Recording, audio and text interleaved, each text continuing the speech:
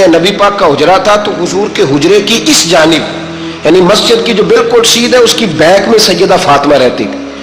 تو حضور اکثر میں نماز کے لیے جب نکلتے تو حضرت فاطمہ کے حجرے کے پاس سے ہو کر دوبارہ محراب میں جاتے. محبوب حجرے کے پاس سے گزرے تو امام حسین رو رہے تھے تو حضرت فاطمہ نے کسی بات میں جھڑک دیا تو امام حسین رونے لگے. تو نبی پاک نماز کے لیے گئے تو واپس لوٹ آئے اور واپس تشریف لا کے کہا فاطمہ حسین کو کیا ہوا؟ عرض کی یا رسول اللہ تنگ کر رہے تھے میں نے ڈانٹ دیا ہے. کیا خوبصورت جملے ہیں حدیث پاک میں. سرکار نے فرمایا فاطمہ اس کو حسین کو نہ رونے نہ دیا کر, یہ جب روتا ہے نا تو میرے دل کو تکلیف ہوتی ہے. تو بی بی صاحبہ کہتی ہیں یہ حکم آیا نبی پاک کا میرے نام, پھر میں نے ڈانٹنا چھوڑ دیا. یہ ان کے فضائل تھے کم, ان کی تربیت خود نبی پاک نے فرمائی, خود ڈیوٹی.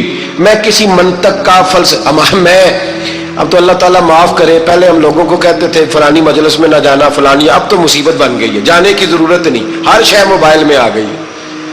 مجھے بھیجتے ہیں کہتے ہیں حضرت صاحب یہ ذرا سننا یہ ذرا سننا. کل کراچی سے کچھ مہمان آ گئے تو بچوں نے وہ کلپ سنبھال کے یہ مولوی دیکھو کیا کہتا ہے. اب آیتیں پڑھی جا رہی ہیں قرآن پاک کی, اتنا ٹکڑا یہاں سے لیتے ہیں اتنا ٹکڑا یہاں سے لیتے ہیں اور ملا کے پتہ نہیں کون سا مکسچر بنا رہے ہیں. کسی آیت کا ترجمہ نہیں, کوئی واضح حدیث نہیں. ایسے ہوا ہوگا پھر اس کو اس سے جوڑ لیں تو کیا بنتا ہے, اتنی جمع کر. یہ کون سا دین ہے جو توڑ مروڑ کے بیان کر رہے ہیں؟ کون سا مذہب ہے؟ دین تو واضح کھلی کتاب ہے.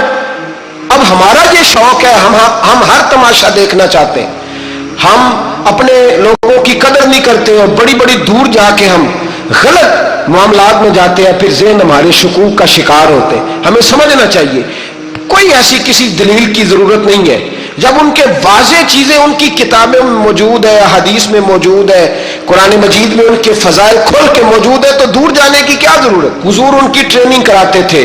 پہلی بات تو یہ ہے کہ نبی پاک نے دعا مانگی تھی, یا اللہ میرے گھر والوں کو زیادہ روزی نہ دینا, انہیں ایک وقت روٹی دینا ایک وقت کی بھوک دینا.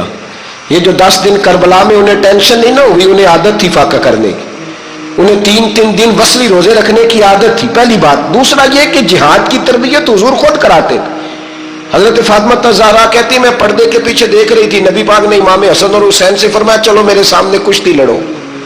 تو دونوں حضرات آپس میں جب کشتی لڑنے لگے تو نبی پاک نا امام حسن کو کہتے حسن حسین کو ٹانگوں سے پکڑو, حسن حسین کو پیچھے سے پکڑو.